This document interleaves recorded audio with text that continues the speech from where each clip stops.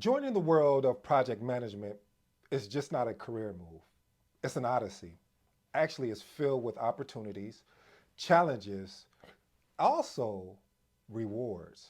It's where strategies become realities, innovations are born, and professionals find their purpose. If this is something that entertains you or excites you or you're arrested your attention, please stay tuned as I talk about today's episode, which is the title, Why Work in Project Management? No, really. Why work in project management? Hey, if you're new to the channel, I go by the name of ED. For all you smart and intelligent folks out there, listen, that just simply means Ed. I have a 7-point framework, which I go over 7 points, and hopefully I deliver enough value that I could bring you over to the project management side. If you're not a project manager already, excuse me, if you are a project manager, then hey, we're just exchanging ideas here. I look forward to hearing your feedback. Leave a message, hit that like, subscribe, and leave a comment, and let's see what happens. Let's work. Point number one, opportunities. Say what? I'm talking about opportunity. Listen, project management really truly opens the door to diverse industries, from technology to healthcare, construction to finance. And the unique thing about project management, family, the reason why I'm so passionate, I'm so obsessed with this thing called project management is because of that. There's so many opportunities. Like sometimes people get so caught up in the IT of things that they forget about the other aspects, what I just mentioned, which is healthcare, which is finance, which is construction.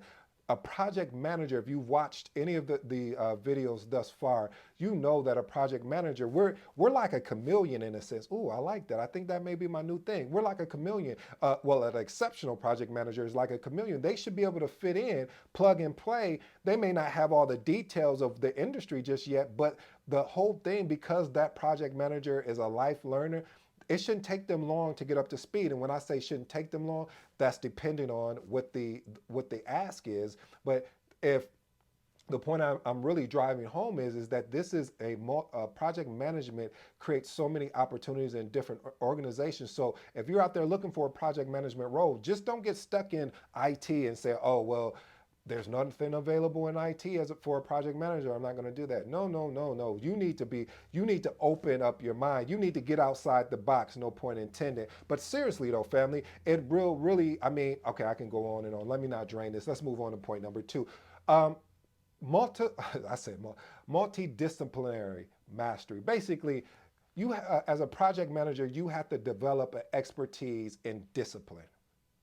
Yeah, why is that? Because there's various domains, from risk management to procurement to quality assurance to stakeholder engagement. I could go on and on. But as you're, the more you're disciplined, so I'll remix that and say discipline mastery. And when I say mastery, I'm not saying guru mastery.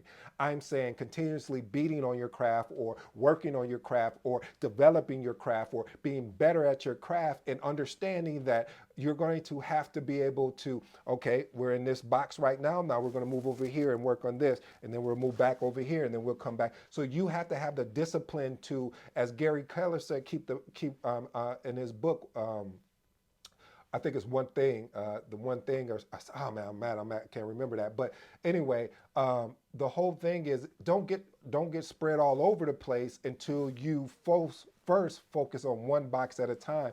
That's a discipline. Sometimes as project manager, if you're leading multiple projects, you'll feel like you're all over the place. But if you stay disciplined to, hey, I'm working on this particular item or this project today. Now, if something comes up that you have to, have to make a switch, you've planned properly to ensure that, hey, I can make that adjustment and be able to adapt. Point number three, leadership development. Listen, as a project manager, you'll always hear me say, we do not manage. Well, some of them do. We don't. We don't manage. We lead. And what does leadership look like? Well, leadership looks like guiding teams, guiding stakeholders, ensuring that ensuring that the team collectively knows you're here to inspire, you're here to motivate, you're here to show that, hey, I'm here to help. I'm just not going to sit back and just because you don't have help that, hey, I say, well, you need to figure out. No, I'm going to jump in and see how I can help you. I'm going to be that soundboard for you, and I'm going to help move impediments or problems and conflicts out your way so you can do your job. So when someone comes to you and say, hey, I need you to do this, that I could step in and say, hey, this project is a priority. It has to happen. So we'll circle back with you. We'll give you updates when we're able to release this resource. But right now, we need them. Do you know how many times when I went to bat for resources like that, how much harder they wanted to work with me, how much they appreciate what I was doing? Because listen, as a project manager, they're doing the majority of the time, the stakeholders are doing the work, and you have to ensure that you're giving them all the support. If they need you to jump on a call, you need to jump on a call. If they need you to compose the email, you need to compose the email so they can keep the main thing the main thing. Let's move on to point number 4. Point number 4, as a project manager, you're going to have to develop project problem solving skills. And I like to call it root problem solving skills. What does that mean? Root problem solving skill, meaning that we're not going to address just the surface layer. We're going to figure out what's really going on. There was a project that I was leading where there was conflict. Every time these two resources got on the phone, they was waiting.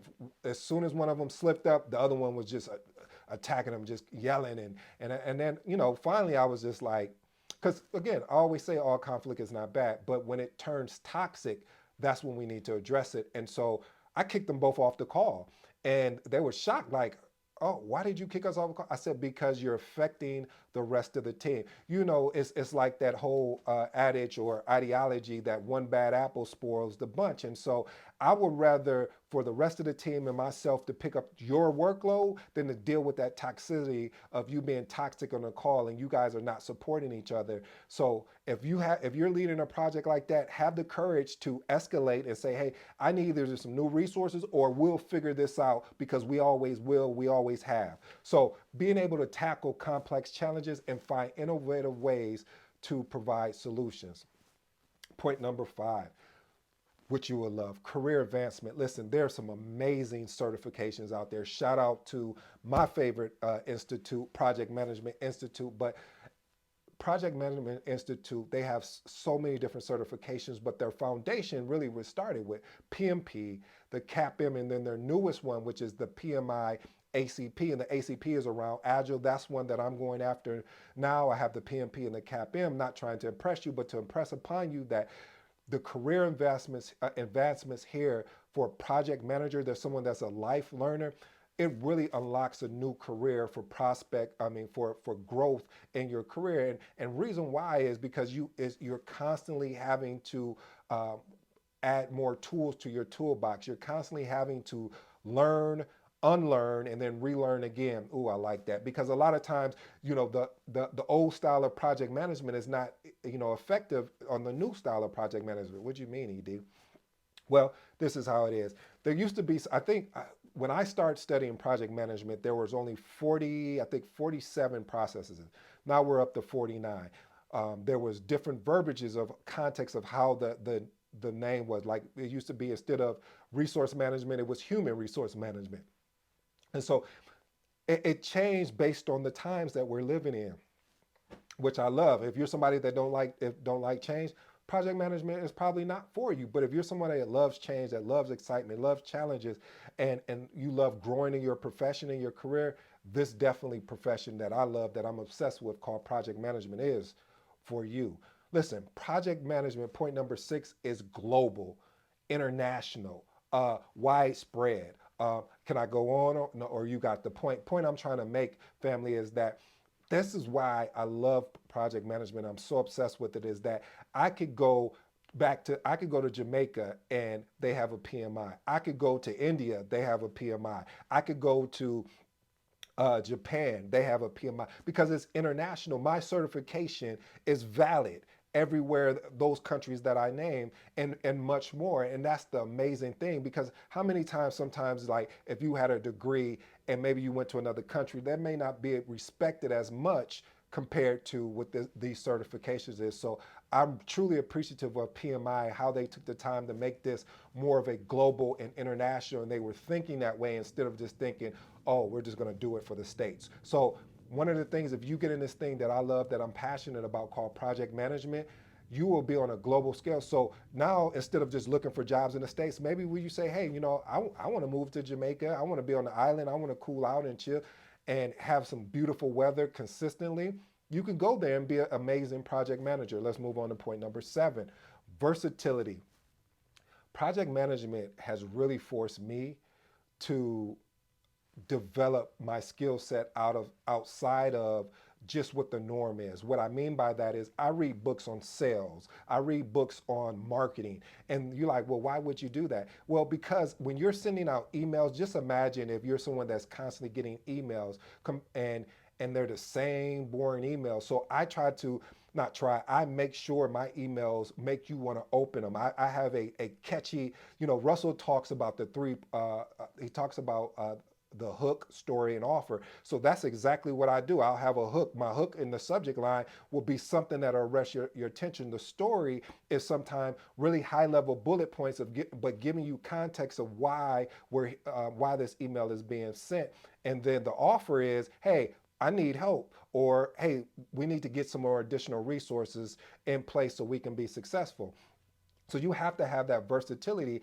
And also with being a project manager, these skills are transferable across all industries. I have not seen one industry yet, and maybe it proved me wrong, that you wouldn't be able to use these transferable skills that allow you to be a true asset.